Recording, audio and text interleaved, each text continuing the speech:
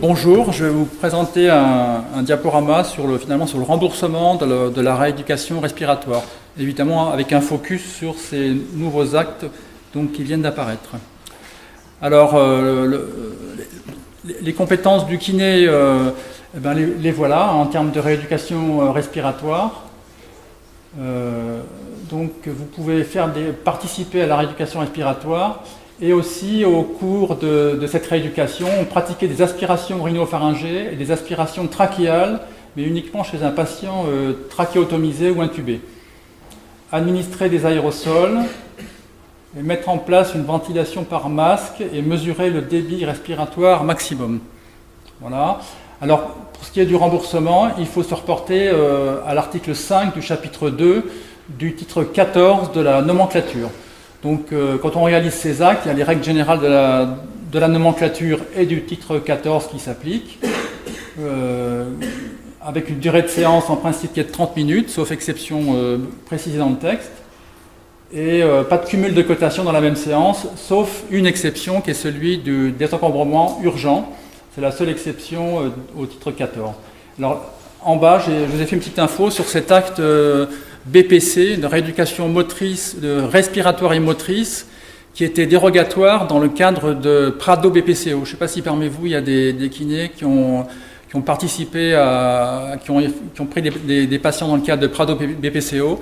Donc il y a cet acte qui était dérogatoire, qui n'était pas dans la nomenclature, qui est coté AMK 13,5 et dont le contenu était ou est rééducation respiratoire plus renforcement musculaire plus éducation à la santé. C'est le terme exact du libellé. Et donc cet acte disparaît en principe au 30 octobre 2018, d'après ce qu'on a entendu en date de réalisation des séances. Évidemment, cet acte est appelé à être remplacé par les deux nouvelles cotations. Les personnes qui sont en rééducation, ça se passe comment ? Je pense qu'il faut passer sur l'autre cotation, parce que finalement, le libellé éducation à la santé, c'est le même que pour le nouvel acte. Il faut le noter au passage. Alors donc, on va passer peut-être assez rapidement sur les actes que vous connaissez déjà. Évidemment, c'est les trois actes de rééducation respiratoire classique que vous connaissez en AMK8 avec la première ligne, donc les actes de rééducation respiratoire avec des désencombrements urgents. Et alors là, les critères pour cet acte de rééducation respiratoire avec désencombrement urgent, c'est épisode aigu. Il faut qu'il y ait un épisode aigu qui ait un caractère d'urgence. Il faut que le caractère d'urgence il ait été prescrit par le médecin. Et là, c'est une exception en termes de durée de séance, c'est une exception à la durée classique de 30 minutes pour les actes du titre 14. La durée de séance, elle est adaptée en fonction de la situation clinique. On peut coter jusqu'à 2 actes par jour. Et là, c'est encore une autre exception. Le cumul est possible avec un autre acte d'une autre nature de rééducation, le deuxième acte à 50%. C'est la seule exception au titre 14 de cumul de 2 actes. Si par exemple vous rééduquez un patient hémiplégique et que vous avez un acte de désencombrement urgent réalisé, vous pouvez facturer l'AMK8 sur 2, en plus de la rééducation de l'hémiplégie. Ensuite, il y a un acte aussi qui existe depuis 7-8 ans, qui concerne la prise en charge de la mucoviscidose. Et on remarquera aussi que là, il y a donc le contenu, c'est kiné respiratoire, plus réadaptation à l'effort, plus des interventions d'éducation thérapeutique. Donc il y a un petit peu quand même de réhabilitation respiratoire là-dedans. Et alors donc cet acte-là, c'est limité à la mucoviscidose, à MK10. Donc le contenu, on l'a vu. L'activité physique adaptée, c'est exclu de cet acte, c'est pas cotable, c'est pas remboursable. Il y a l'activité physique adaptée, ça n'existe pas en nomenclature. Et donc cet acte, il peut être coté jusqu'à 2 fois par jour. La durée de la séance, du coup, là c'est 30 minutes, puisqu'il n'y a pas de précision dans la nomenclature, donc c'est 30 minutes. Et là, on arrive sur les 2 nouveaux actes. Donc en fait, le libellé, il est identique pour les deux. La seule différence, finalement, c'est ce que j'ai mis en rouge. Donc il y en a un qui est AMK28, qui est pour la prise en charge individuelle, Les 4 interventions donc, sont réalisées en individuel, kiné respiratoire, réentraînement à l'exercice sur machine, renforcement musculaire, et puis donc éducation à la santé, donc c'est le terme qu'on a vu. Et le deuxième acte, donc c'est AMK20, prise en charge en groupe de 2 à 4 personnes, avec quand même la kiné respiratoire en individuel, ce qui paraît assez logique, j'imagine, pour vous. Alors, donc là, je vais vous présenter une série de diapos sur l'exégèse un petit peu qu'on peut faire des critères réglementaires de ces 2 libellés, quoi. Donc ces cotations, elles sont applicables depuis le 1er juillet 2018. Ces cotations, elles sont applicables en post-hospitalisation ou pas. Donc ça peut s'appliquer pour un patient qui sort d'hôpital pour exacerbation de BPCO, ou alors chez un patient stable qui ne sort pas de l'hôpital. Ces cotations peuvent s'appliquer aussi dans le cadre de Prado-BPCO, mais pas seulement, aussi en dehors de Prado-BPCO. Donc ça, c'est une différence finalement avec l'acte BPC. L'indication remboursable pour AMK28, AMK20, c'est la BPCO.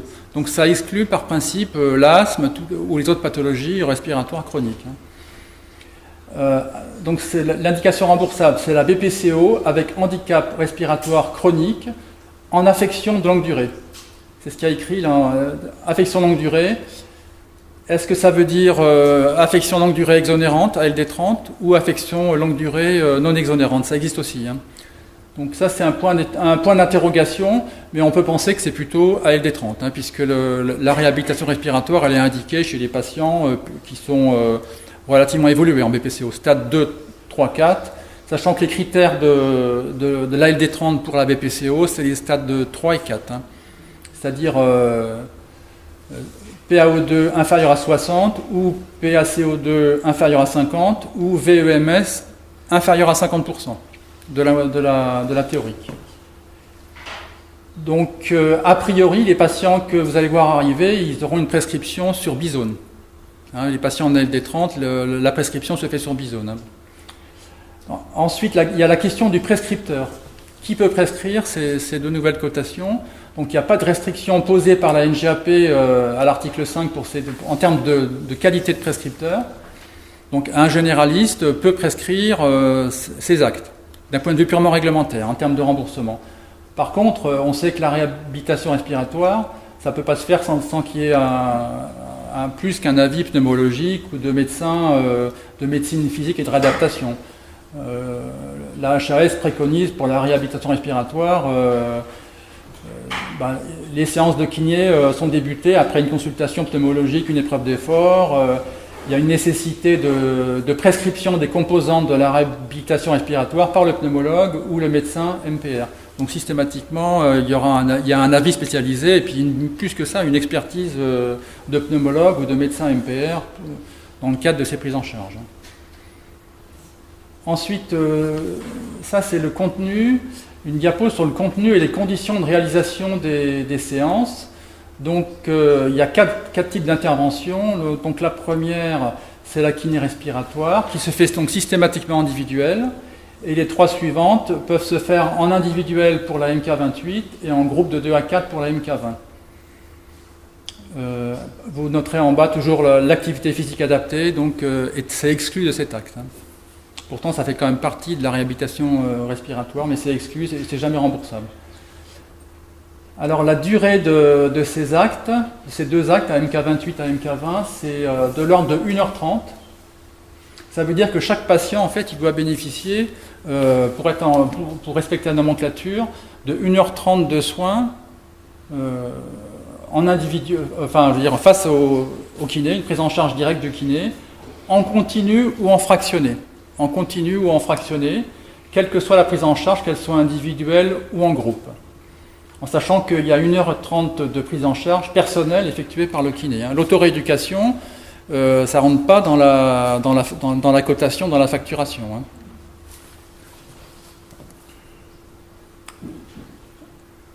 Donc ces cotations, selon la nomenclature, c'est par séquence de 20 séances, en fonction de l'évolution de l'état clinique du patient. J'ai vu passer un message de l'ACNAM où c'était un maximum. Théoriquement, il ne faudrait pas passer 20 séances pour commencer. et qu'il faudrait une nouvelle prescription pour pouvoir renouveler ou prolonger une séquence de 20 séances. Je vous ai mis en dessous ce que la HAS recommande en termes de nombre de séances. Au moins, au début, au moins 12 séances, habituellement 20. Ensuite, le dernier petit paragraphe. Donc, en fait, ce qui se passe, c'est que pour AMK28, le kiné, donc, il prend en charge son patient, et donc, il travaille 1h30, et il facture AMK28 pour ce patient. Pour la cotation AMK20, là, c'est un petit peu particulier, parce qu'il prend en charge une partie des patients, une partie du temps de travail en groupe, et l'autre en individuel. Par exemple, s'il prend en charge 4 patients, avec une kiné respiratoire d'une demi-heure par patient, ça veut dire qu'il va travailler 1 heure en groupe avec les 4, et ensuite il va travailler 2 heures, 4 fois une demi-heure, pour la kiné respiratoire. Et là, pour ces 3 heures de travail, il va facturer AMK20 multiplié par 4. C'est comme ça qu'il faut comprendre les choses. Alors ensuite, dans le libellé des 2 actes, de nomenclature, il y a marqué « Conditions d'exécution et contre-indications conformes aux avis de la HAS en vigueur ».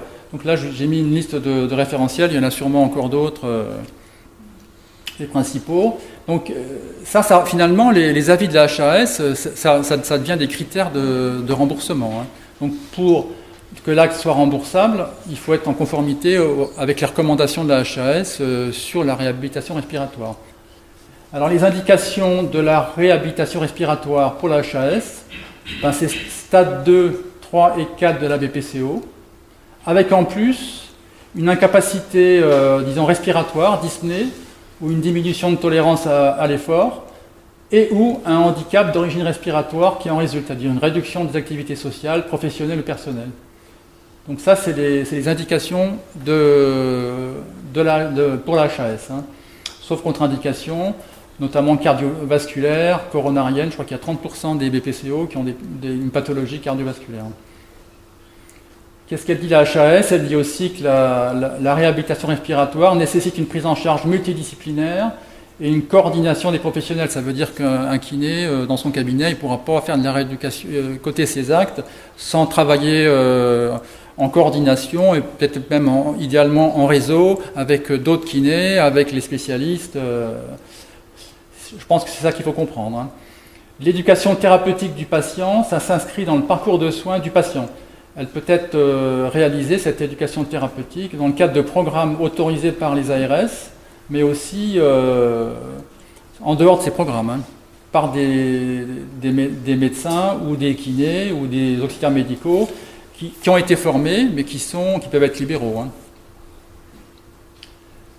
Ensuite, les lieux de la réhabilitation respiratoire pour la HAS. Vous voyez, donc ça peut se faire en établissement de santé, notamment en SSR, en structure de proximité, ou même au domicile du patient. Par contre, je reviens un petit peu en arrière. Vous aurez noté au passage que les rentraînements à l'exercice, c'est marqué sur machine dans la nomenclature. Donc par définition, ça nécessite une machine, c'est-à-dire soit un vélo, soit un tapis ergométrique. C'est plutôt les vélos, c'est ça que vous utilisez? Les deux. Ouais.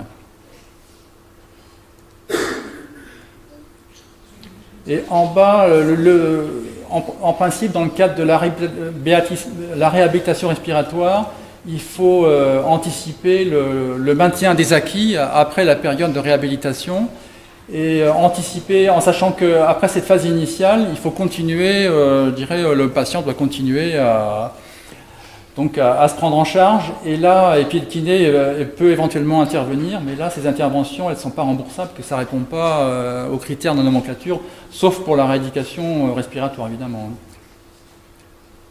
Alors, donc ça, c'est une diapo qui pose beaucoup de questions, mais qui répond peu peut-être. Donc, éducation thérapeutique ou éducation à la santé. Donc, l'éducation à la santé, en fait, c'est des interventions qui sont préventives dans la population pour prévenir l'apparition de maladies. En fait, dans le cadre de la BPCO, c'est lutter contre le tabagisme, par exemple, chez les jeunes. L'éducation thérapeutique s'adresse plutôt aux patients qui sont malades. Finalement, AMK28, AMK20, ça s'adresse plutôt, c'est plutôt le contenu de vos interventions, ça va être de l'éducation thérapeutique. même si le libellé de la nomenclature, c'est éducation à la santé. Alors, dans l'avenant 5, il y avait marqué éducation thérapeutique, mais enfin ça c'est un document conventionnel qui n'a pas de valeur pour le remboursement. Hein. C'est simplement un accord qui a été trouvé entre la profession et l'assurance maladie. Mais ensuite, sur la nomenclature, c'est le terme éducation à la santé qui est arrivé. Hein. Donc en fait, on a questionné. J'en arrive à cette question qu'on a posée à la CNAM sur la formation. Quelle formation du kiné pour ces deux actes? Donc en fait, on a interrogé la CNAM justement pour savoir quelle formation était exigée ou demandée au kiné pour pouvoir coter ces deux actes-là, faire de la rééducation respiratoire, de la réhabilitation respiratoire et aussi pour l'éducation à la santé. Parce qu'on a cet arrêté du 2 août 2010 là, qui impose 40 heures de formation, en sachant que ces 40 heures de formation peuvent s'acquérir dans le cadre de la formation initiale. Voilà. Par contre, à tout le moins, il y a une formation qui est nécessaire, parce que il y a une formation nécessaire à la réhabilitation respiratoire et à l'éducation thérapeutique. Ça, c'est indispensable parce que c'est marqué, c'est la HAS qui le dit, et le répète dans les différents professionnels et les kinés doivent être formés avant d'intervenir. Et puis le kiné est soumis par son code de déontologie à une exigence de qualité, de sécurité, d'efficacité des soins et de soins qui ne peuvent pas être hors compétence. Les frais de déplacement, c'est un petit détail. Vous savez qu'il y a une cotation particulière pour IFP, pour la rééducation respiratoire des maladies respiratoires obstructives, restrictives ou mixtes, c'est-à-dire que c'est pas cotable pour le désencombrement urgent, ni pour les autres actes de l'article 5. Hein. Donc les patients qui sont hospitalisés, qui sont chez eux, ils doivent venir entre guillemets Non, il faut coter IFD, en fait, ça veut dire ça. Hein. IFD, IFD c'est 2,05, IFP 4 €. Voilà.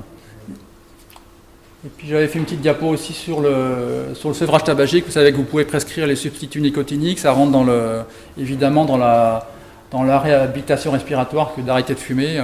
Je crois qu'il y a 80% de fumeurs dans les BPCO, je crois, dans ces eaux-là.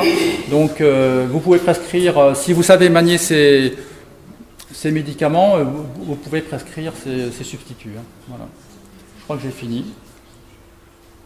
Merci.